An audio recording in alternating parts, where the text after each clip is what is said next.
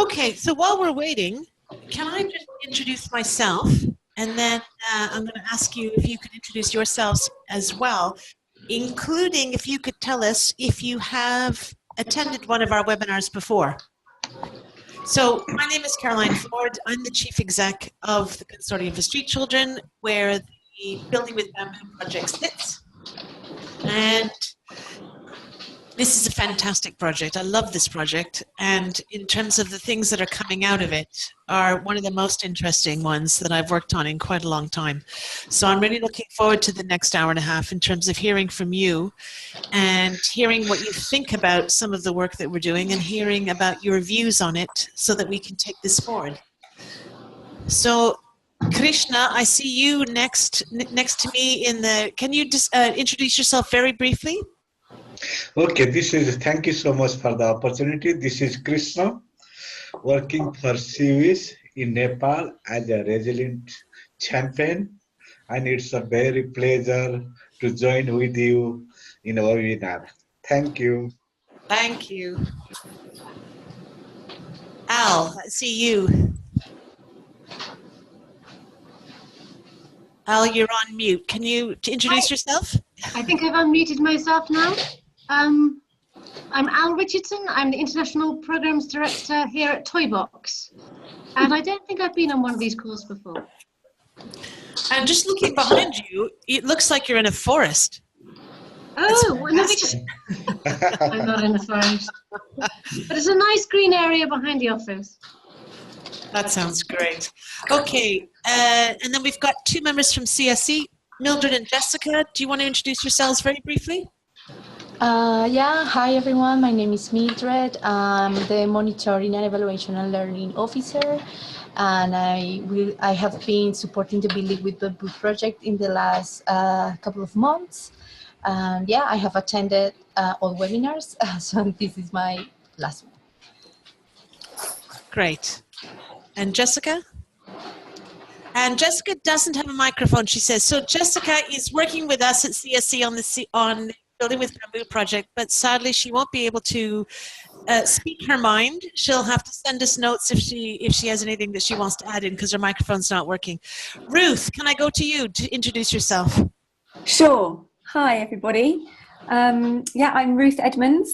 I work for Keep Your Shoes Dirty, which is a social development consultancy. But I've been working with the CSE on the Building with Bamboo project since it started, or more or less since it started. And I've been overseeing the learning and innovation approach with our resilience champions in the 3 different countries. Great, thank you. Rodney, I can see you there. Can you introduce yourself?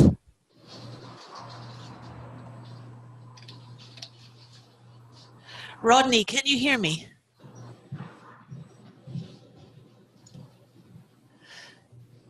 Mildred, are you able to send him a message to ask him if he can hear us? Okay. Martha, could you introduce yourself very briefly? Yeah, hi everybody. My name is Marta from Ecuador, and I work in Juconi, and I am part of this bamboo project of resilience. And I like to be here in this webinar sharing with you. Thank you. And Fred. Yes, me. Good morning, everyone, or good afternoon, depending. I'm Fred, and I'm working for GOAL as protection advisor. Great. Thank you very much. And Molly?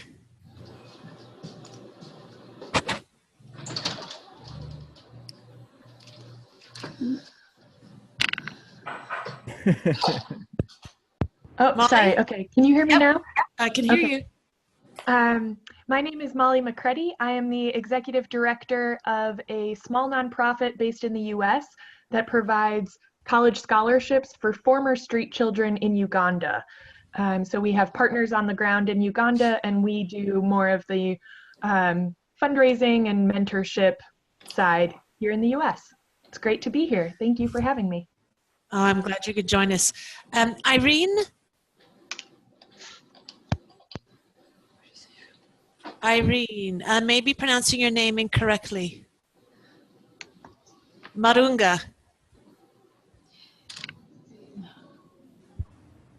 Okay, I'm going to keep that she doesn't have the microphone. Okay, no problem. Sue.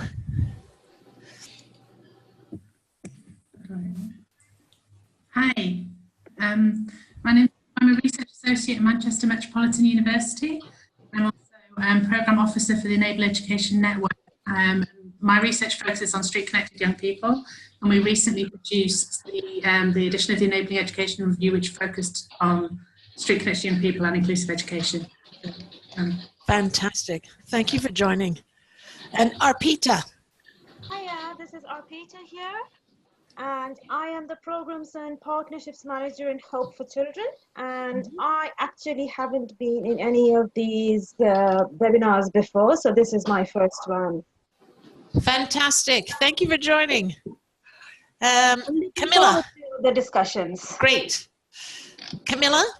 Hello, I'm the Senior Technical Specialist at Family for Every Child, which is a global network of local and national CSOs working on children's care issues. I might have to leave because another of my meetings has been scheduled last minute at this time, which I'm very sad about, but I'll stay as long as I can. Okay, great. And now I'm just looking to see if Rodney, if you've been able to get your microphone to work.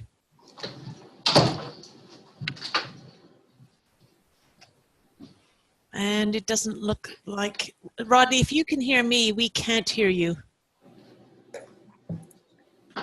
All right, I'm going to assume that you're saying hello to everybody, but we can't hear you. All right, so if you've got a question, Rodney, or anyone else whose microphone's not working, if you can type it out and send it to Mildred, then we'll read it out loud to everyone else. So I just want to say thank you very much.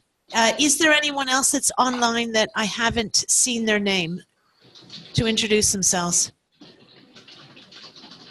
Okay, so I just want to give you an overview for those of you who haven't been to one of our webinars before, who we are. So the Consortium for Street Children is the only global network of organizations and researchers who are working with and for street children, and we're looking at really making long-term change in terms of, rather than just looking at the day-to-day work that most of our members do, the consortium overall is looking at the longer term in terms of advocacy research and communications, in terms of looking at changing the world in which street children live. So we've got about 100 NGOs, we've got researchers and on-the-ground practitioners in about 135 countries. And I have been the chief exec now for a year. And one of the things that I've been really impressed with is Alfred and Martha and Krishna's work as resilience champions, because you really have been toiling away, in some ways in isolation in terms of within your own countries, but also within your organizations, trying to pilot new ways of thinking and new approaches. And I have been in the background really big fans of your work and hearing about some of the successes that you've had. And so I'm really delighted that you're able to be with us today. So this is our last webinar. This is where we're going to be presenting the learnings and innovations from the last innovation cycle. And Krishna will be presenting the main highlights from his work, exploring resilience and really looking at improving the well-being of child domestic workers more generally in Nepal. So if I give you a background in terms of what the Building with Bamboo project is, it's an international learning project. It's intended to be about learning rather than about direct implementation at this stage. And it's funded by the Yoke Foundation. This is actually phase 2 of the Building with Bamboo project. Phase 1 was largely a research project, and phase 2 is aiming to move from the research to explore what this concept that we're all grappling with called resilience, what this means in practice in terms of how organizations can work and evolve resilience or strength, ways of working with street-connected children who have been affected by sexual violence and abuse. So we've got 3 learning partners within our network, Ukoni in Ecuador, Salve in Uganda, and Siwish in Nepal. And we selected them because they bring different perspectives into the project. So Hukoni has been using an explicit resilience approach. Salve has been using strength-based ways of working, but not necessarily explicit, with an explicit resilience focus. And CWISH had not previously been working in a resilience-based way. So really drawing three very capable organizations, but are working at different ends of the spectrum. We've been working together for the past year and a half, developing and refining local resilience-based approaches, and what we're doing is trying to generate a global or more wider understanding of what it means to do resilience work in these very different circumstances, in these very different contexts. So, as with all things, particularly when dealing with an extremely vulnerable population, when dealing with extremely difficult subject matter in terms of sexual abuse and exploitation, and dealing with an emerging way of working in terms of resilience, it's not neat and tidy. We don't have hard and fast standards to give you. We don't have hard and fast rules and procedures to give you. What we want to be doing is sharing our learning, sharing the questions that we're having, sharing the challenges that we're having, and sharing the struggles that we're having with a wider network of individuals, so that you can help us with our thinking and discussing and changing in practice. And then ideally what we'd be able to do then is share this in terms of improving the lives of children that we support. So as Ruth was mentioning, Ruth is with Keep Your Shoes Dirty, which is a consultancy that we have engaged to lead on the learning and innovation process that we're engaged with, and to help our partners learn and adapt to resilience approaches in each place. So I'm handing over now to Ruth to ask her to explain to you some of the exciting things that have been happening since the last webinar where some of you were attending. Thank you, Caroline. Okay, great. So I've got a few slides I want to share with you. I'll just quickly outline what we want to try and cover in this webinar today, and time is against us as always, but we'll do our best. I want to recap on sort of our thinking about resilience and street connections, and also on our learning and innovation approach and what that was. Apologies to those who've been in webinars before, but I'm trying to balance for people who haven't participated before as well. So trying to kind of give enough information to everybody. I'll then share some of the emerging learning from our most recent learning and innovation cycle. There have been 3 of these, and that's sort of, this is the final one. And then I'll share with you how we have developed some innovations and adaptations in our approaches to address this kind of learning that's come out. And then I'm going to hand over to Krishna to talk about some of the experiences they've been having at CWISH in adapting and developing their resilience approach. And hopefully at the end we'll have time for Q&A and a discussion. And I'd really like to prioritise time for that, because that is important to us, as Caroline has said. So just to recap firstly on resilience and resilience-based approaches. Building with Bamboo did a whole piece of work around the concept of resilience, as Caroline has said, and they recognise a few key elements, and those include that a resilient child is one who copes better with adversity than he or she might be expected to, that resilience is something that can be present within individuals but also group contexts, and that it should be seen as something that is an interaction with the environment and has to be viewed in the wider context of children's lives. Now, obviously, this concept varies across different sociocultural systems. And so in order to operationalize it for the benefit of our project, which is working in these 3 different contexts, we developed what we've called local narratives of resilience, which identified locally relevant and meaningful components of resilience in each place. Essentially, this allowed us to be able to kind of recognise resilience when it showed up and explore and understand how our practice and our attempts to work in resilience-based ways is and isn't leading to resilience-based outcomes. So essentially a resilience-based approach is one that focuses on strengths. It focuses on children's agency and recognises their agency to negotiate adversity and to develop coping strategies in the context of appropriate support. So what does this mean in the context of street connections?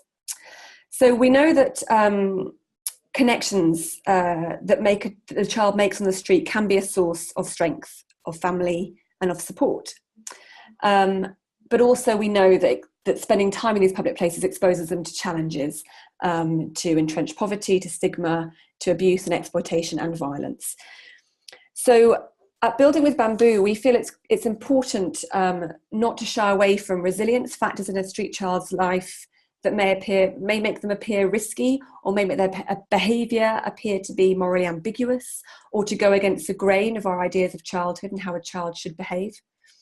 Or ways that they behave which challenge our notions of protection for children, or even our ideas about how we realise children's rights in practice in the context of these complex realities.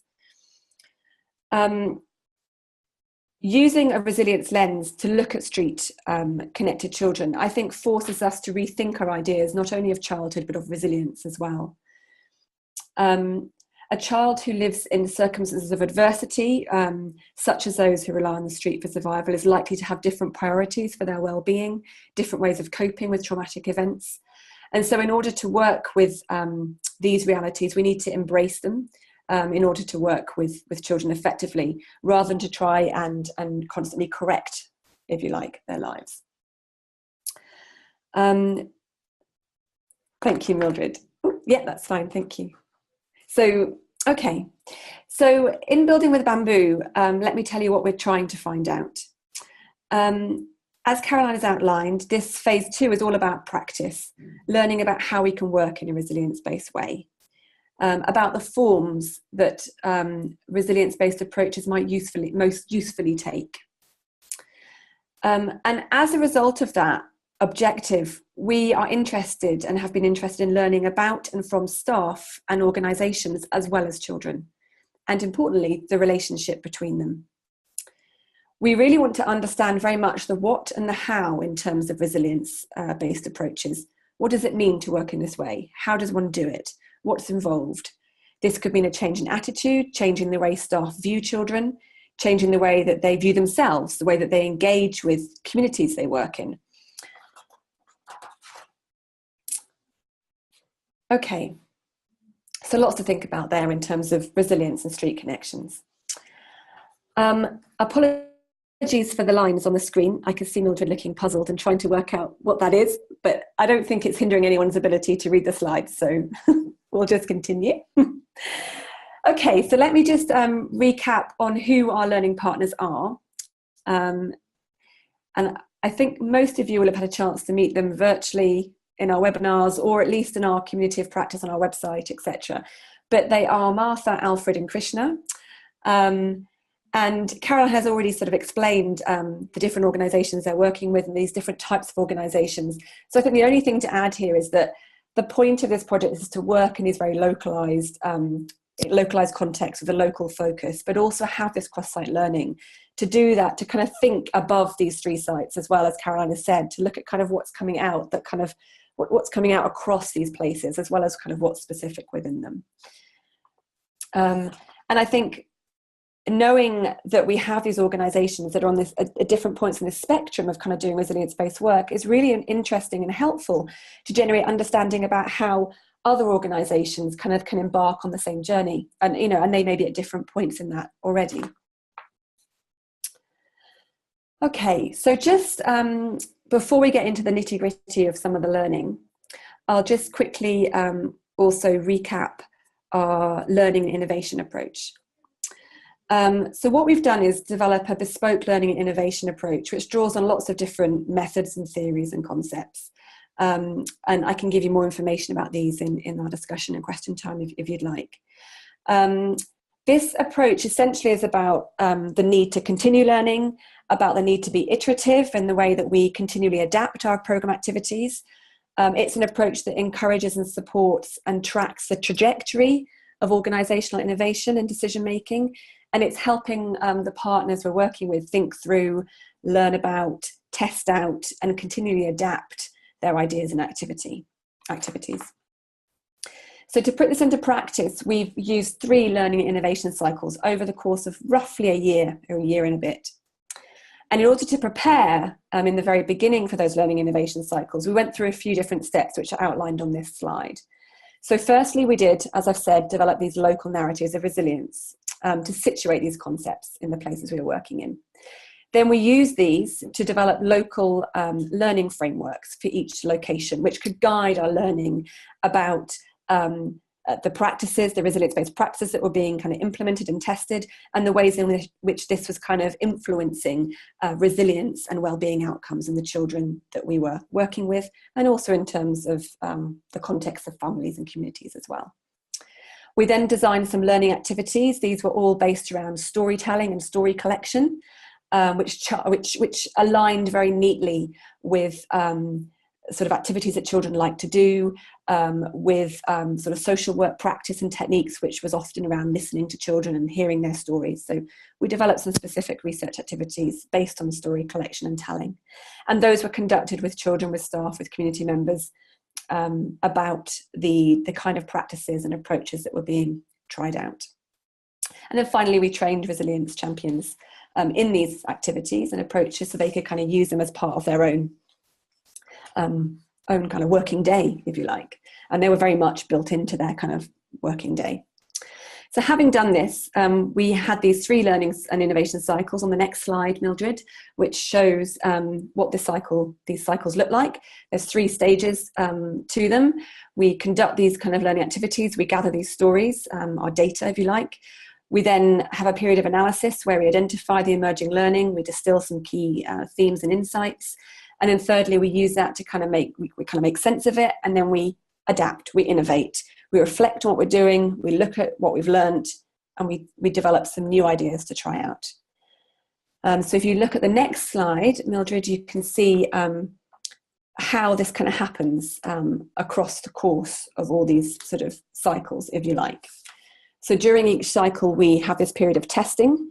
We develop our action plans for innovation concepts, ideas, adaptations, etc., and we go and implement. We try them out in these different, and these are different in each of the locations depending on what has been learned and what the approaches are trying to do, and what activities are being organised and run by the learning partners. And then we do some learning about that kind of implementation, about that testing. So this is where we use our story-based data collection methods to generate some learning about these resilience-based approaches and how they're working. And then we refine them. So ultimately, we kind of then use that learning to explore how it challenges and supports these concepts and our activities, and we refine them ready for further testing. So it's sort of a continual cycle, if you like. So I'm now going to share some of the learning that's come out of our most recent learning innovation cycle and explain how it shaped what these organisations are now trying to do and test. It's not a comprehensive review of what we've learned, but there are a couple of learning updates that will due out very soon that have a lot more detail on this. So you can always look up those on the Community of Practice website if you're interested. So firstly, the first sort of snippet or learning that I want to share with you today is how we've learned that opportunities for staff to share their own stories is important for addressing their own experiences and feelings in relation to working with children in difficult situations, which in turn helps children we work with. So what we've learned here is that the regular opportunities that our learning activities, our storytelling activities, provided for staff to share their stories and reflect, either individually or as a group, actually ended up providing a space for them to offload the challenges, the stresses, the pressures they faced, to problem solve with members of staff, and to get encouragement that they needed to continue. And it's become very clear, I think, to us that this is really important in order to work effectively to build resilience in children. Now, Yukoni has been using an explicit resilience-based approach for some time, and they are really at this point in their journey where they recognise the importance of now working with staff in this way. And and seeing the kind of impact that doing that has on staff's effectiveness with children. This is also the case in Uganda. So if you flip to the next slide, Mildred, you'll see a quote here from Alfred, who I think is online today. He said that Daniel, a staff member from Salve, had a very challenging case, but he felt that the regular opportunities to reflect on the approach he was using helped him think through what to do next and gave him the impetus to keep going with the child despite many problems. So I think this is interesting because it forces us to think about resilience-based ways of working as not just about sort of centralizing on the child, but also on our staff as well, and what we need to do at that end of the spectrum. Secondly, in terms of our learning, I'd like to share another kind of insight that has come out, and that's that we're learning that it's better to support the family and the community so that they can become the support network for children rather than our organisations. Now, this might not seem very radical or very surprising, and everyone might kind of be nodding their heads, and hopefully they are. But I think what was very sort of striking to us is that I think it's very easy as organisations to see ourselves as kind of the centre of children's worlds in terms of their support networks, or as the kind of as the main point of contact for service provision. And what's becoming very clear in this project, certainly in terms of resilience building, is that helping children to develop strong positive attachments, not just kind of with a staff member or a key worker, but with a parent or other caregiver or someone, a non-formal actor in their community, is most important for promoting resilience in children. And so this kind of idea that organisational efforts should also really be focusing at the family and community level. And this gave us some things to think about. So, what is the role of these other kind of non-formal actors? How do we recognise them? How do we enable them to support children as opposed to kind of taking on that role ourselves? And where is that balance? And if you flip to the next slide, I think, you'll see an interesting quote here from Alfred again at Salve, who said that we need to build better relationships with parents as well as children in order to work more effectively with them together. Bringing parents to children in the street is really important, and we're expanding this approach. It tests the parents, it brings them to the children in the first instance rather than the other way round. And this is something that they're trying out at Salve and has had quite a big influence on their ability to really promote kind of lasting and more resilient relationships and family contexts for children to be resettled into. And thirdly, and finally, I wanted to share some learning with you around this sort of positive feedback approach that's being tried out as well. That a positive approach is the first step that begins the process of helping to build a child's resilience. Now, we've been learning quite a lot in this project about how a positive environment is needed to develop resilience, and that an approach which foregrounds positive feedback as a first step is really helpful. So there's constant positive feedback to children all the time. But as a trusting relationship develops as a result of this, what we've really noticed is how important it is to then let negative stories come out, to let those worst experiences and stories come out. Because building resilience in children is ultimately about helping them to deal with those worst stories, those worst experiences. We've talked previously in other webinars about how this kind of relationship relies on being a constant present and a consistent presence in children's lives to make it as trusting as possible. And that in that context, what our learning partners have observed is that they see children kind of that are not just sort of surviving, if you like, if I can use that word, but sort of are working more, and they'll be able to work more on their potential to go further. So there's somehow this difference, and we talked a lot about this at our most recent sense-making workshop, and went back and forth and grappled with it a lot, and we still are. So this positive environment seems like an important first step. Constancy, if I can use that word, seems to be a vital element of this relationship building. So not one worker, one day, one another day, but this constant, consistent, again and again and again over a long time kind of presence. That this is important to develop resilience, which isn't just about kind of coping in the moment, but is about something that has longevity. And of course, if you look at concepts of resilience. You know, inherent within that is this idea that resilience is something that has longevity. It isn't something that is just a reaction to an adverse situation at a particular point in time. So on the next slide, there's a really interesting quote from Krishna in Siwish in Nepal, who says, "A positive approach is something we encourage with staff, teachers and employers. We ask them to reflect on positive moments in their own childhoods to help them understand how important positive experiences and reactions are. They become more sensitive in their responses to children, who are then more inclined to open up to them." So again, I think that's pretty profound as well, this idea that you get to hear about those worst stories and children will open up about the worst forms of sexual abuse and so on in those sorts of contexts. So how has all this led to refinement and adaptation in these three different partners and their approaches? Well, I'm going to bombard you now with a really detailed slide. Apologies for that. And I'm going to try and pull out some of the key information for you. I think this possibly reflects the way in which we're kind of grappling with all this information, and that I couldn't possibly try to simplify this any further than I got to at this point, but hopefully we can kind of work with it. So let's talk about Yaconi, Ecuador first. Last time we ran a webinar at the end of our second learning and innovation cycle. Yaconi had started to focus a little bit more on staff capacity at that point, but particularly their capacity to recognise trauma in others and in people they were working with and in the communities they were working with. And they were starting to think more about the importance of building resilience at these levels, not just within the individual child.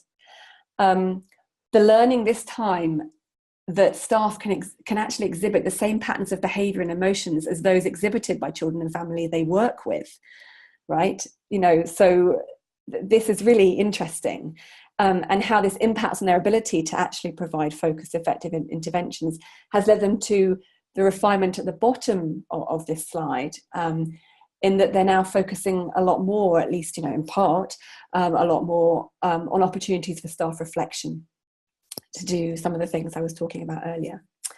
In the context of South Uganda, the focus at the end of the last learning cycle was to work more consistently with families, to be more persistent in their relationship building, to develop better trusted relationships between staff and families as well as with children.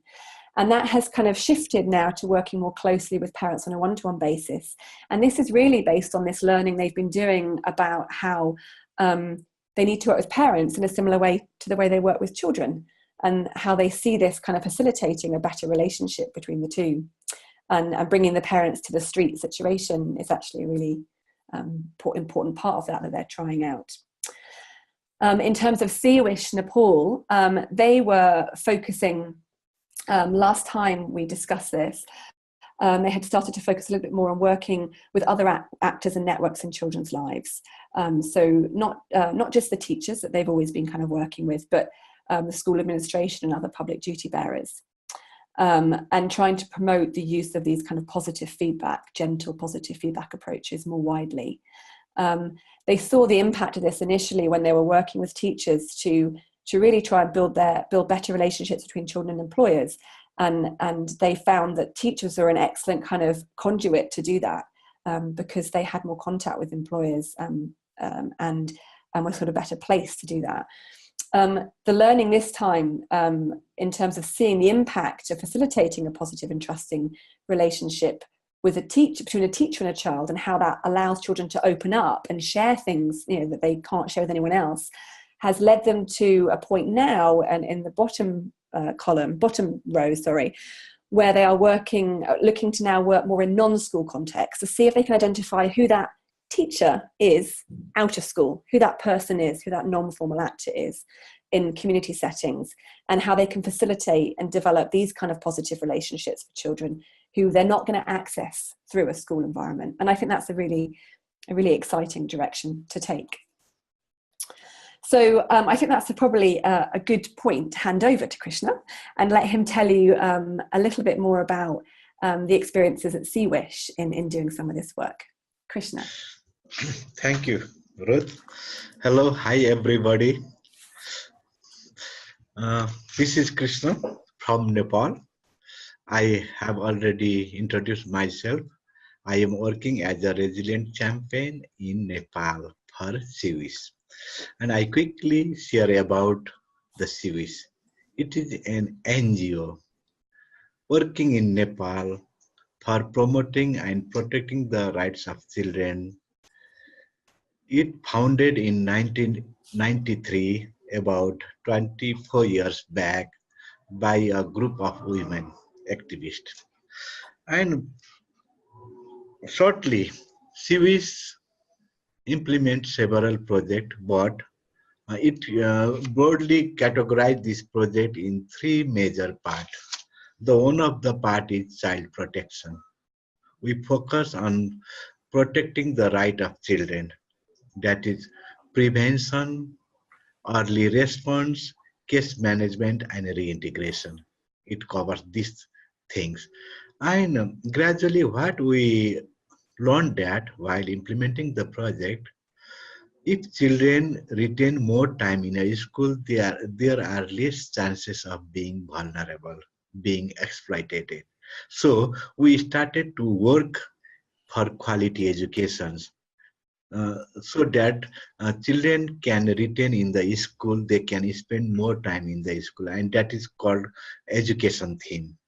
And later on, we knew that there are several reasons for unnecessary separation of children from their parents. Because of among them, the one of the reason is poverty also. So we also try to enhance the family capacity in terms of entrepreneurship like this. And among these, our intervention, one of the intervention is the building with the bamboo. Please go next slide. Yeah. And this is already shared by the Caroline and Ruth about the project.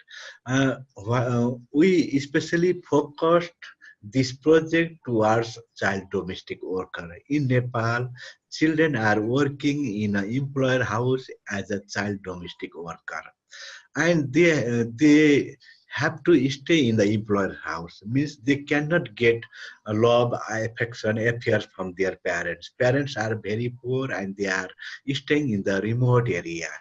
So all the time the child domestic worker have to spend in the employer's house. So we focus this project to enhance the resilient capacity of the children working as a domestic worker, especially in Kathmandu Valley. I know we have several activities. Usually we focus on the 10 public schools in Kathmandu Valley. In public schools, almost half of the children are child domestic worker and the rest of the children are from the very poor and marginalized community. And we selected the schools, public schools for this reason. And we provide several activities. For example, support learning sessions. It means we provided extra tuition classes, teaching classes for the child domestic worker uh, to maintain, to upgrade their study performance in that class, because usually what happened that children cannot manage to read and write in their home. They don't have a facility to make a competition with other children, and they feel a kind of inferiority. They cannot share their problems. They look like what you call scared, yeah. And so in order to make a compete them, to enhance their study, they feel proud and they can also start to talk with other students. And ultimately the goal of this learning session is to enhance their resilience. And the second is outreach center. It is totally based on resilience. We collect the child domestic workers in the school, and our staff teacher uh, facilitate them to flourish their inherent capacity. Every child has a capacity to do extraordinary things.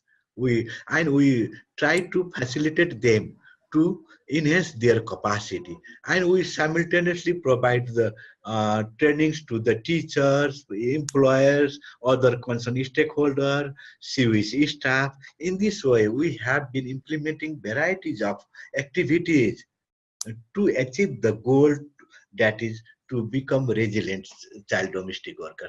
Please, next slide. Okay, here are some of the photographs. You can see on the left corner, the children are showing their art drawing. We provide the art training to the child domestic worker. They all are child domestic worker, and they share their feelings, and they also get the opportunities to know each other. In the beginning, the child domestic worker don't want to introduce themselves as a child domestic worker. But while attending in a class of the different grades, students, child domestic worker from the different classes, they know each other. And this started to share their problems. They started to share their nature of the employers. Yeah, what type of employer, what types of work they have to be done in the home, and what types of problem they have been faced. They started to share, and while sharing the problem, they also share how they can cope the adversity. Yeah, and the second in the below on the left side is the drawing made by the child domestic worker, and it was exhibited in a national workshop. In the middle of the slide, you can see the workshops where our colleagues from the Uganda, Ecuador, and Ruth, and other local dignitaries and leaders in Kathmandu Valley are also joined in the workshop. And on the right side, you can see that the meetings with the employer. It is very difficult for us at the beginning to have access with the employer, because employers know that they are violating the rules. They are exploiting the child domestic worker, and they also know about the COEs. So they show reluctance to make a contact with the COEs. It was very difficult for us at the beginning. The employer don't like to respond to us, but we use several techniques. The one of the important techniques for us to get access to the employer is that we use indirect approach. Indirect approach means we train the teachers in the school, and we mobilize the teachers to have a relationship communication with the employer, and then the teacher play a role at like a bridge to connect COEs and employer together. And the third one is the on the right side on the bottom picture belongs to a meeting storytelling techniques we are using among the child domestic worker in a school in Kathmandu. Please, the next slide. Yeah, and challenges, in terms of challenges, lessons, and stories, I told that we use the indirect approach through the teachers. Because when the teacher, the school administration conducted the SLS classes, outreach centers in their respective school, the classes usually conduct out of the school time, and the child domestic worker cannot reach in the employer's house in time. For that, the school administration should get permission from the employer. For this, the school administration has made communication with the employers and get the employer allowed to join their child domestic worker in the SLS classes and outreach classes. Yeah, and in this way, the frequency of communication is increased day to day in between the teachers and the employer, and they know each other, and they have good understanding each other, and the employer also know about the objectives of the SLS classes and objectives of the outreach classes. After participating in these classes, the child domestic worker started to change their behavior. The child domestic worker are quite sincere with their work in the employer's house. They become honest towards the employer. I mean to say that sometimes the child domestic worker did mistake unknowingly. For example, while washing the dishes, sometimes the cup, glasses will fall down and it is broken. Yeah, and for that the child domestic worker started to share themselves. Firstly, sorry, I did a mistake, unknowingly I damaged one cup, I will sincere to my work. In this way they started to share this uh, things what happened in their daily life to the employer, and they also started to speak with what you call loyal towards the employer. And then the employer observed that, oh, the worker are changing their behavior and they are becoming a very good, honest. In this way they started to trust each other, and the employer also change their problem. Sometimes what happened, the children cannot get stationery, school dresses from the employer, and the child domestic worker started to share the teacher, and teacher made a call to the employer and asking about these things very indirectly. Yeah, why didn't you manage clothes, stationery to the your worker? The teacher don't act this way, but your worker now appear in a dirty dress and he could not manage to do his homework like this way, and the teacher started to deal with the employer, and the employer realized about the problem, and the employer started to manage the stationery dress like this way. And the children also started to share their problem among the teacher also. At the beginning, the child domestic worker could not manage to do their homework, and they are usually late in the school, and the child domestic worker left the school earlier. This was happened, but teacher never uh, uh, thought about the reason behind it. The teacher uh, suppose at that time that they don't like to study, they are not sincere like this way. But later the communication between the child domestic worker and teacher uh, beginning, they have a trusting environment, and they share each other the problem, and the teacher also know about the situation of child domestic worker, uh, and they develop their own skills, own tactics to solve the problem. And the child domestic worker started to join in the class regularly. Their performance is also improving gradually. It was happened because of our interventions. Yeah, and we also use several ways. For example, sometimes if the employer is not positive towards the child domestic worker, at that time the teacher tried to convince the employer. But if the teacher could not succeed to convince the employer, then we use another way. For example, uh, we know the background of the employer, we have information, and we also identify their relatives, their respected relatives, and we try to mobilize the other respective elders to convince to the employer. That is very indirect approach, and we have been doing implementing this approach among the child domestic workers, and what we found that it is working very well. And now the performance of the child domestic worker is very fine, and they have also started to join in the extracurricular activities. I think they join in the child clubs in the schools, other sports, singing, dancing, and they also what you call build the confidence, and they also can speak in a large mass like this happened. Okay, next slide. Okay.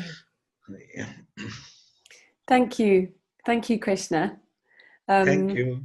That was it's. I'm sure everyone will agree. It's really interesting to hear about what's going on from one of the actual learning partners involved in the project, as opposed to sort of the overview. But some of the real detail and the real what you're actually doing, you know, what's actually happening, what you're actually trying out, and what you found frustrating in the beginning, and how that has changed.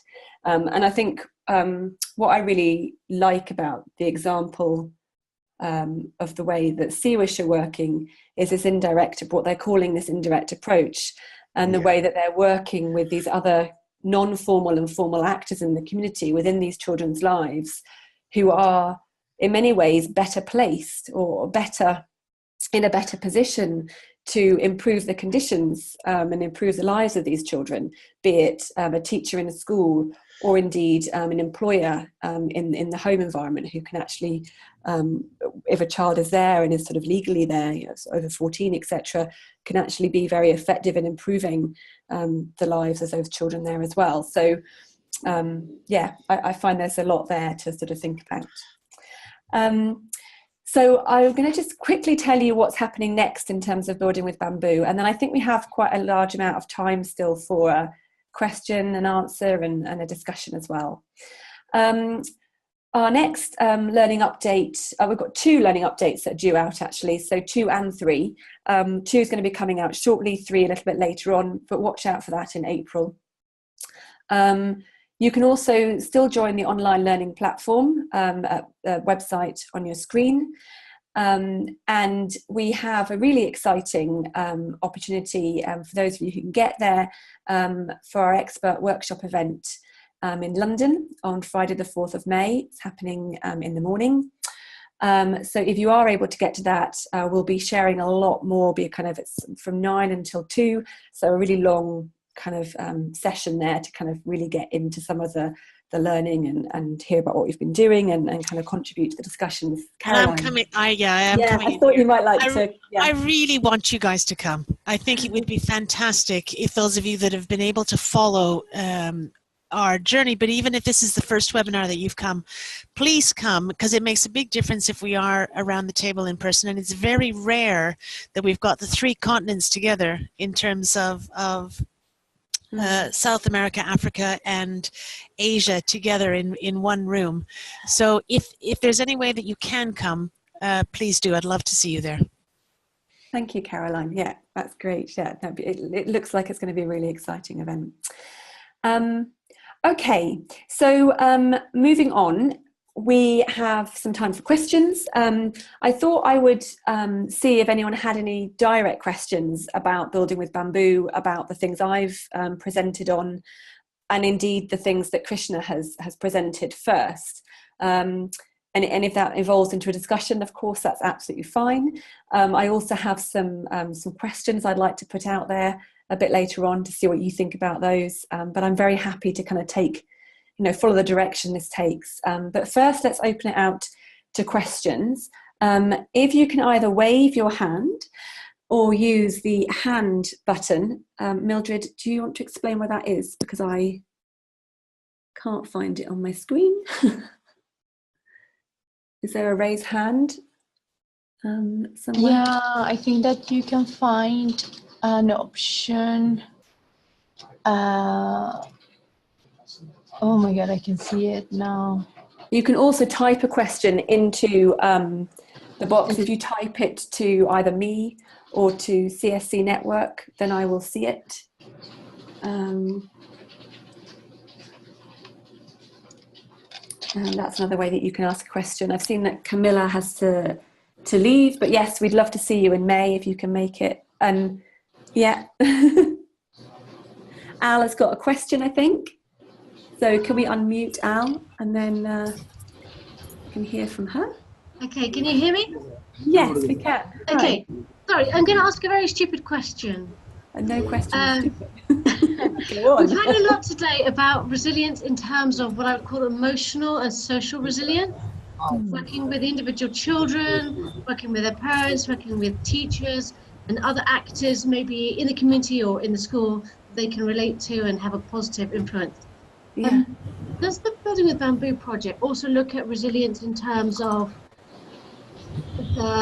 their rights and the child protection system, or resilience in terms of income, insurance, anything like that, or resilience at all in terms of their accommodation type? Or was that out of scope of this project? Do you mean like accommodation, like their physical sort of Yes. physical sort of things? Yes, safer places to sleep rather than the hazardous places where they often do sleep. But that's very, all of those pieces I know are large, which is why the word resilience is a big word. I don't think that's a stupid question. That's a really interesting question. And I will try to respond to it. And I really would love to hear everyone else's thoughts about this, because my immediate sort of feeling about that is that a lot of the conversations that we've been having at Building with Bamboo during the data collection and learning has been focused around emotional and social resilience. You're right. I love the way that you kind of have captured that. That's really interesting to me. And the other sort of kind of, we've sort of talk, I think, which is in the literature, about kind of protective factors, and we include within that sort of some of the physical things around accommodation and access to rights, or whether it's kind of birth registration, or having that kind of ID, or having access to food, or ability to earn an income, etc., as well as sort of things like a supportive family, a spiritual belief, all these kind of things that are talked about as protective factors. And all of those have come into our learning at some point or another. And I think what has shaped what comes out is the extent to which the partners are working in those areas. Does that make sense? So in Yakonia, I'm going to ask Martha to come in a minute, so get ready, Martha. Yakonia, they are working quite a lot around sort of psychological trauma, and so their focus is very much on that emotional and the social side, because they're focusing the community. Whereas I would say with some of the work that Uganda are doing, there's a little bit more of a focus perhaps on some of the kind of more sort of physical or structural elements that you're talking about. Could I ask Martha, could I ask you to comment on this question about the emphasis of the resilience work that you're doing that is on, either variously emotional and social kinds of resilience, or other kinds of resilience that Al's talking about? Martha, are you there? I can't see her on my screen. Is she there? Has she gone? Okay. No, she's there. She's there. Hi. It is interesting because for us, whenever have been talking about resilience, focus on the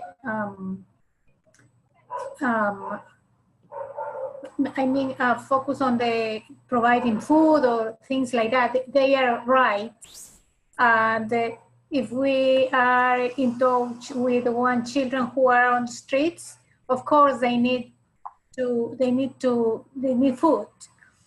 and the way that we focus is that if they have the main needs covered, then we can work on the emotional field, on the emotional area. So if we have one child with no food, then it's not easy to talk about other things.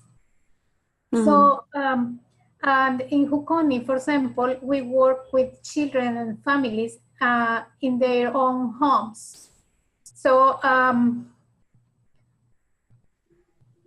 and at the beginning, we see all possible risks that they have. And if they have some emergency risks, like the health is in risk, the physical conditions are in risk, then they need to focus on that, of course. And then when all of this is safe, it's in safe conditions, if we have those safe conditions, then we can start doing more emotional working with them. Yeah, thank you, Martha. And I think the thing that one of the things that we've learned as well, I think Martha would agree with this in response to your question, Al, is the importance of the relationship and all that relationship building stuff, the positive approach and the constancy element that Martha keeps talking about in our work seems to be really, really important at the point of the emotional and social resilience level, if you like, or stage, phase. I don't know how to refer to that. And kind of less important, I think, when it's sort of we're talking about some of the kind of more basic needs. And we're talking about Maslow's hierarchy of needs here, aren't we? Interestingly. But Al, did you want to comment? Did you want to come back? I mean, thank you for your explanations. And obviously to include everything also, I think is too vast. So I wasn't saying you should have done. It's just interesting to think about. So one of the questions we have is, we look at the food or the financial piece as well. So doing savings and loans, askers with parents, but we're also thinking, could we do that with children as part of their resilience?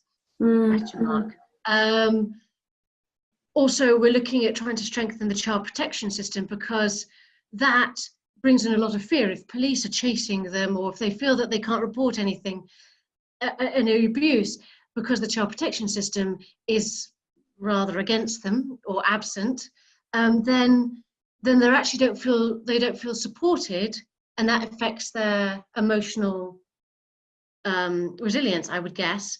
I was recently in Nepal, and seeing, children would talk about how they would run away. As soon as they saw anyone looking official, they would run away.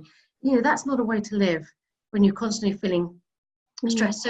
So there are different bits of the resilience piece that I think maybe link in, but I can totally understand how you can't do the whole piece in one project.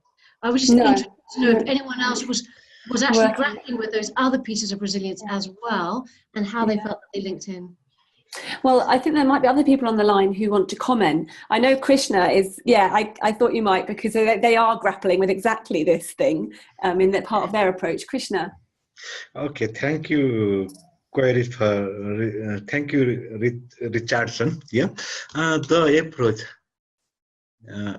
based on the right-based approach, what our intervention has been made in all the country based in right-based approach, because the aware people can have more potentiality to enjoy with their human rights. We are going to empower the children. Not only we are going to empower the children, as you mentioned clearly, very rightly, that there are several stakeholders. We are also organized several trainings with the local dignitaries, local people. We have a village child protection committee. We also organize interaction meeting with them. And we develop a kind of approach. For your kind of information, we develop an approach that is called Luckily Nepal also, NEPL. It means we based on their needs. What is the needs of child domestic worker? That is N for need. And E for, our goal is to empower them. E for empower. And we focus on participatory approach. We are just facilitating to create an environment where they can increase their inherent potentiality. That is participatory approach. And A for accountable. We are trying to make accountable all the stakeholders simultaneously. And L for link to the rights, link to the child rights. This is the approach we based on while implementing this project. Thank you. I think Krishna's also being very modest, because in the recent workshop event that they ran in Nepal, they had this most amazing combination of stakeholders in the room, including employers of child domestic workers that they support, alongside local dignitaries in municipality, officials, teachers, security staff, police. I mean, it was quite incredible to see that kind of combination of people in the room working together on things. And I think that shows some real progress, although it has not been easy. And I think there are still many frustrations in working on some of those areas to build resilient community from all different angles, which is ultimately supportive. We could talk about this for ages, I'm sure. Are there any other questions or comments on this, or questions from the group about anything else as well? I'm trying to flip through my pictures of everybody.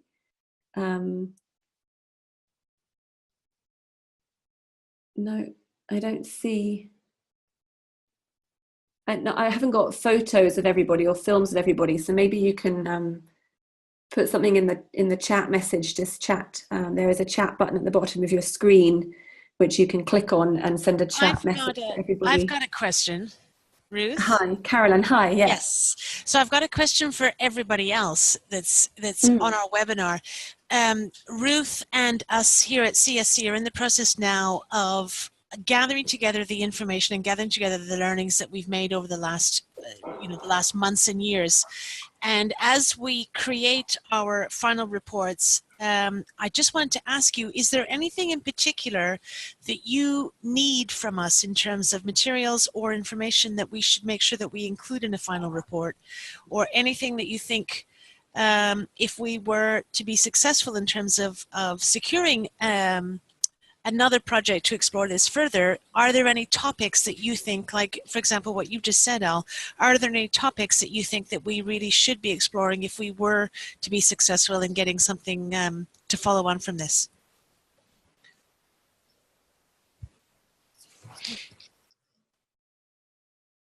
I'm looking. No. Hi, this is Molly. Is it okay for me to jump in here? It is, yeah. Sorry, yeah, do. I can't always see who's wanting to speak. Go ahead, Molly. I see someone else as well here. So you speak first, and then I'll reach out to others. Thank you. Okay.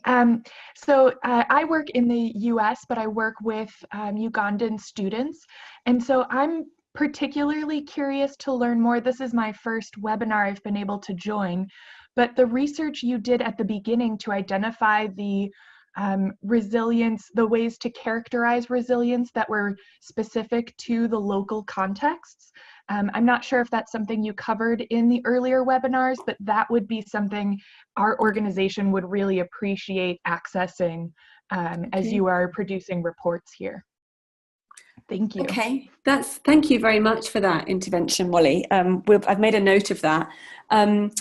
So some of this is covered on the community of practice on the website. You can download the local narratives of resilience and a kind of short introduction from me, which explains how we develop them.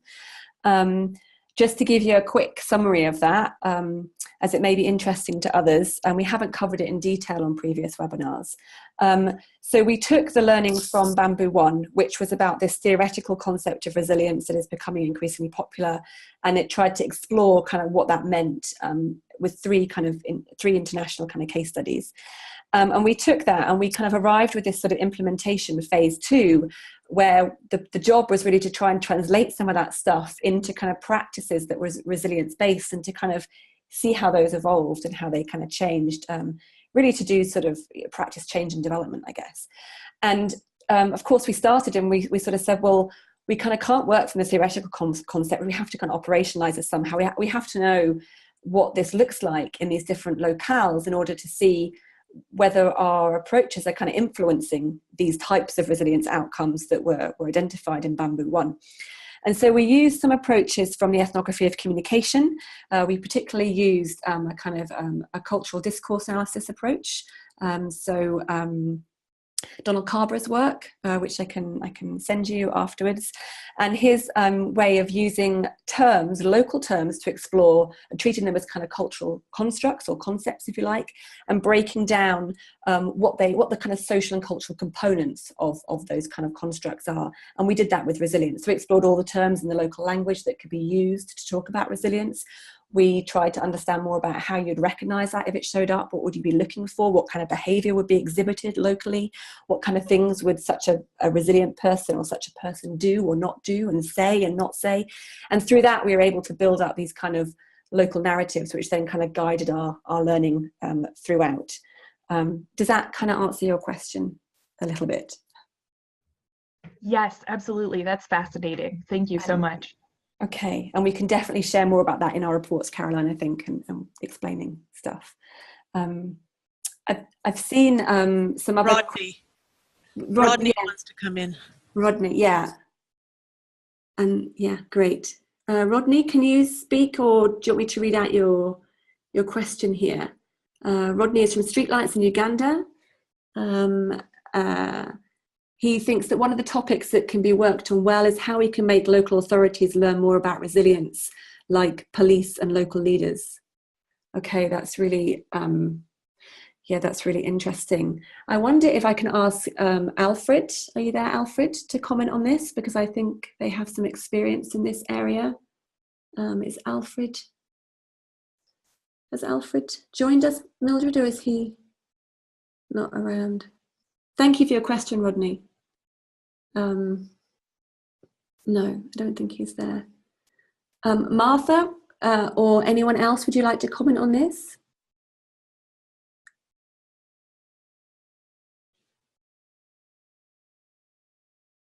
Martha, can you unmute Martha, Mildred?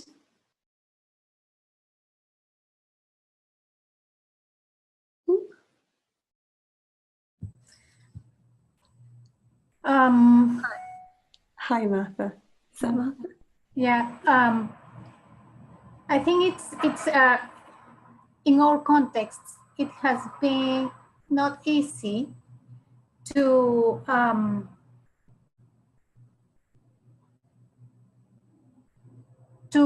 change the mind of authorities, but we are doing a work with them.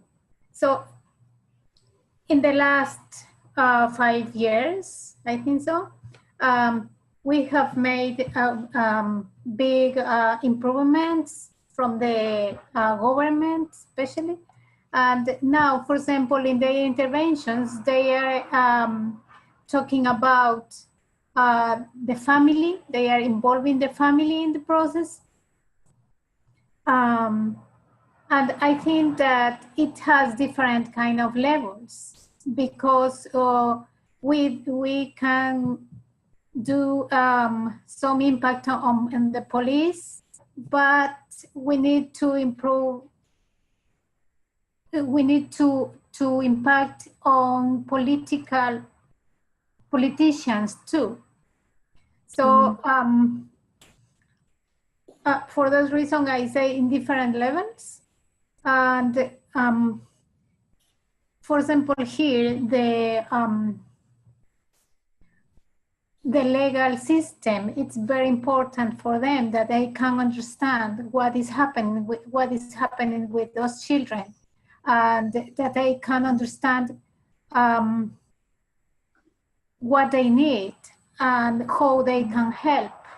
I think that, for example, it's not easy for them to understand everything about resilience, because as a concept, it's a bit difficult for them, because they, but in more simple words, it's how the citizen and how the authorities and how the system helps children in order to improve their connections and their support with their families, with their communities.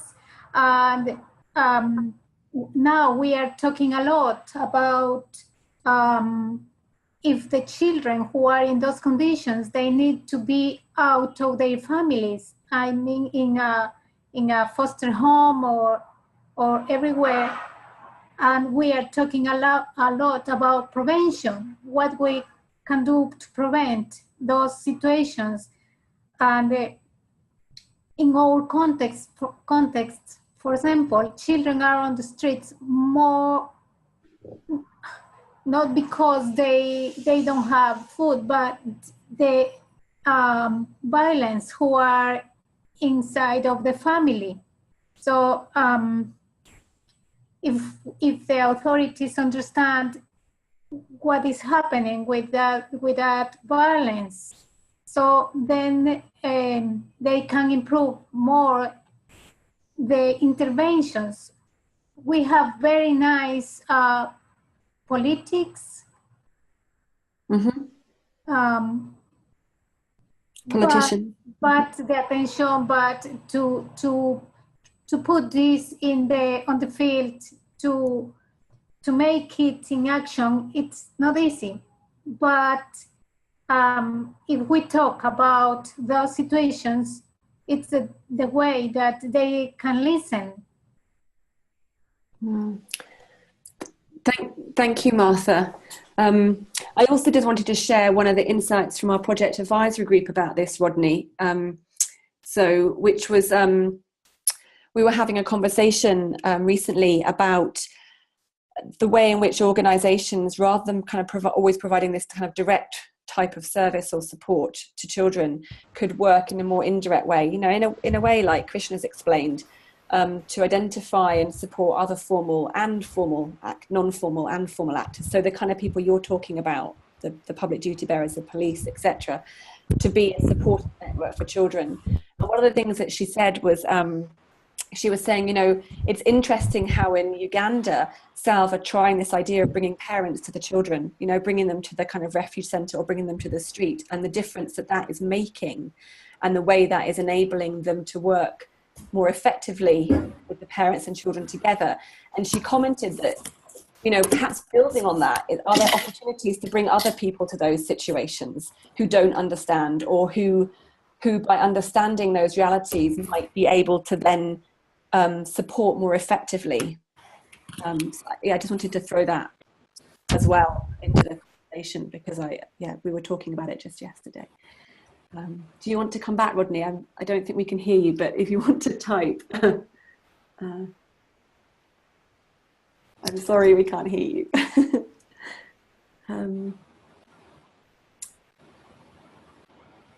Rodney is muted, Mildred. I don't suppose it makes a difference if we unmute him. Is it to do with his microphone?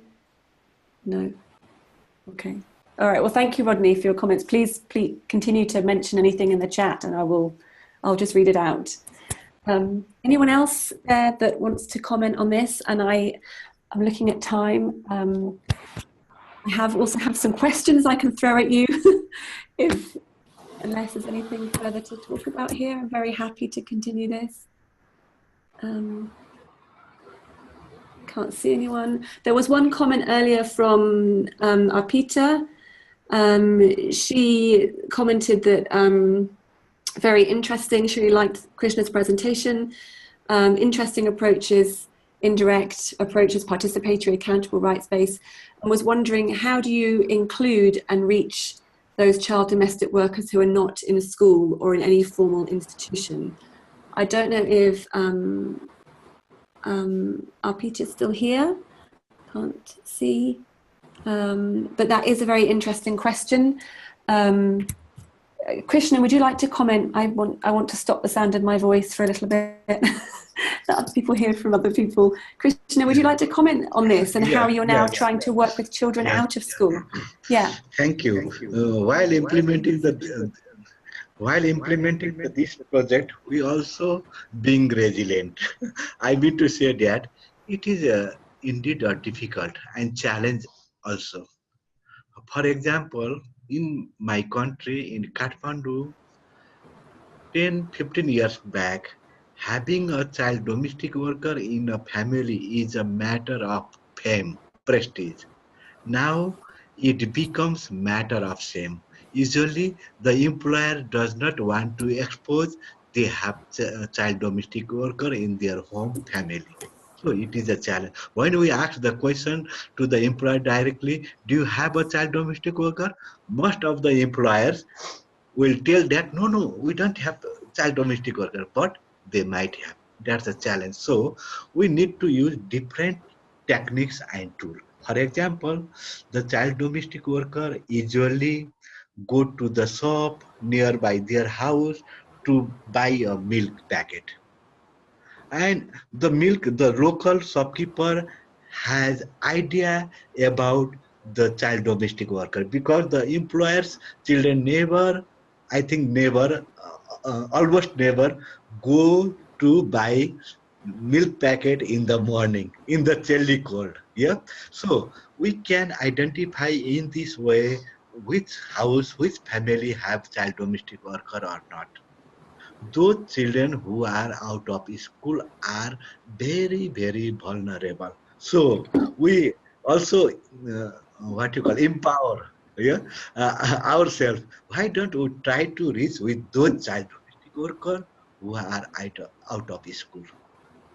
So we are using several tools, and it is based on our learning by doing. Thank you.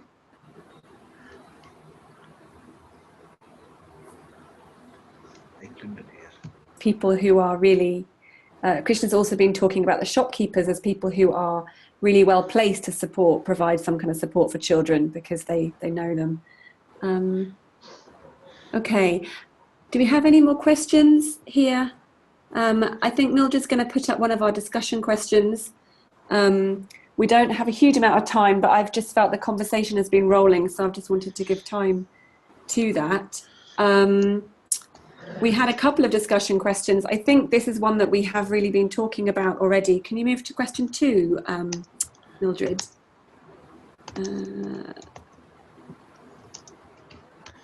next one, that's it. And this is, we have this question around, I suppose, yeah, the background to this was we've learned a lot about how important it is for parents and formal, non-formal actors in communities to be enabled to facilitate and support resilience in children. So we had this question about in what ways can organisations promote children's resilience by facilitating family and community support for children rather than through direct service provision to a child, and why do we think this is helpful for developing children's resilience? Does anyone on the call, on the webinar, have any experience of doing this, or have any experience, strong feelings about this either way? Yeah, Al. I can see Al waving. Can we unmute Al? That's it. I think, yeah, there we go. Yeah, I mean, I think this is really key, and I think needs to be a sort of foundation part of a lot of our programming. So working with the individual child, working with family, working with other influential people, so teachers or others. So for example, in Kenya, we work with a local partner there, and very much that's the key part. So working with the child protection system, but also from the very much at the institutional level, but also at the community level, they've set up sort of a child protection groups which are actually mandated by government, but and strengthening those. They are a way to help the child access child protection, but they're also a key player in promoting acceptance of street-connected children and their rights within the community. So working with all those those people, and then also working with the family members if they have family members nearby,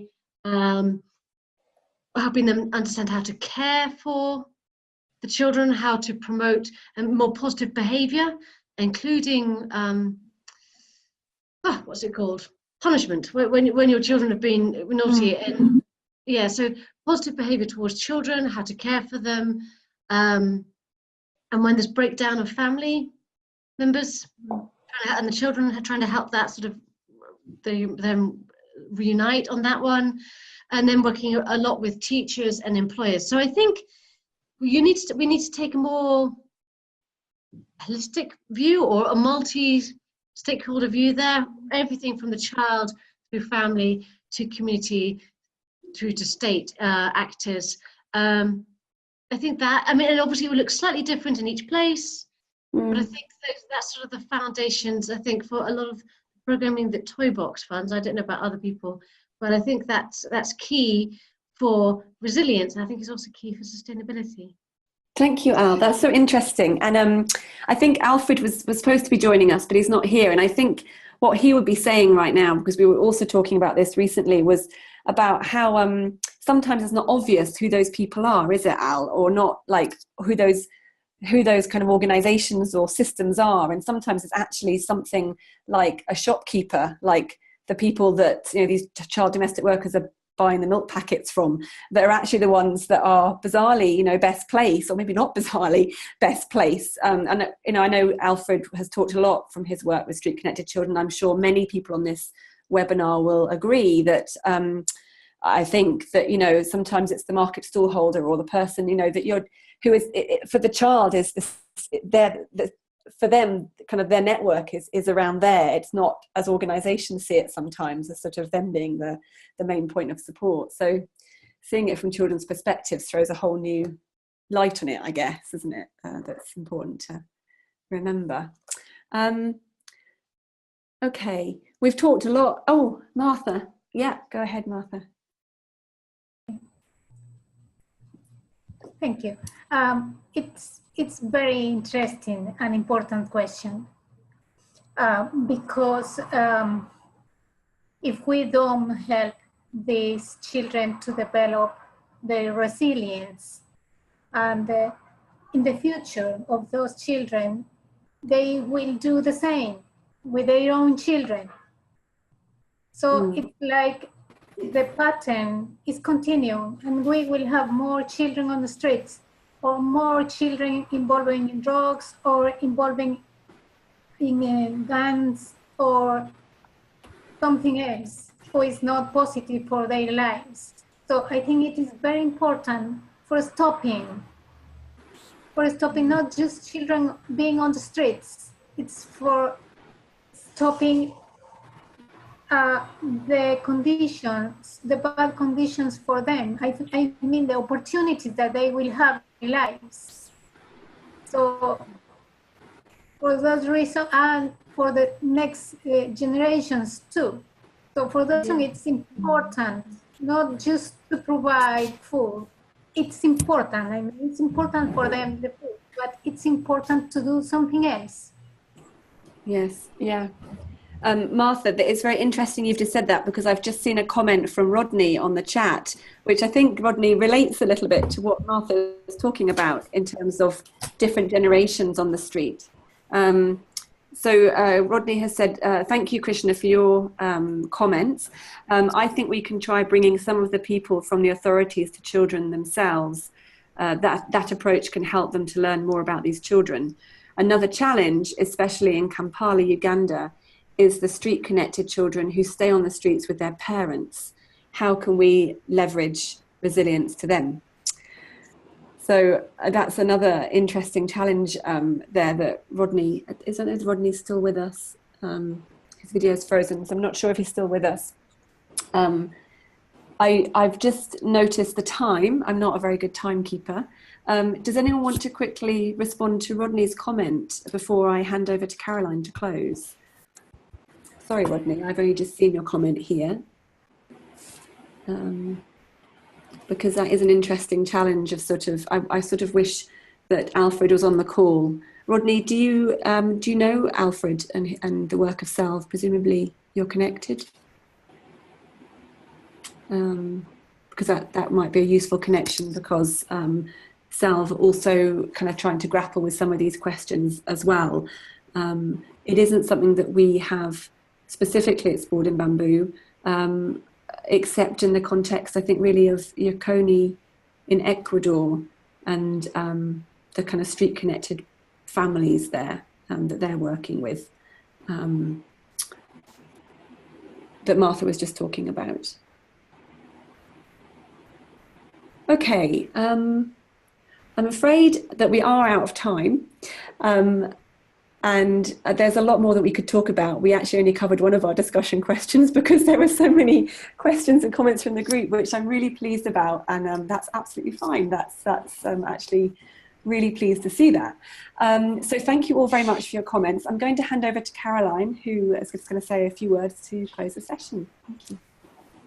Just from my side to say thank you very much for these last 90 minutes. I've loved being with you, but I'm not going to let you go without making a plea to you. There are some of you who are not yet members of our network. Many of you are, but some of you are not. So I'm going to take the liberty of sending to you our membership form and letter. Now that I know that you're interested in the topic and you're interested in learning, joining our network is a wonderful way to be able to have access to this kind of learning. So I'm going to send to you the information that you would need to have a look at our network and see if membership of our network would be a good idea for your organization. So please do get back in touch with us if by any chance you don't receive this, and I'll make sure that you get this. So thank you very much. And maybe I'll see many of you May the 4th. Okay. Thank you, Caroline. And thank you, everything. I think that kind of marks the end of our session today. I hope you found it interesting and useful. Please look at the website, the Community of Practice, and get in touch with the emails on your screen there if you want any further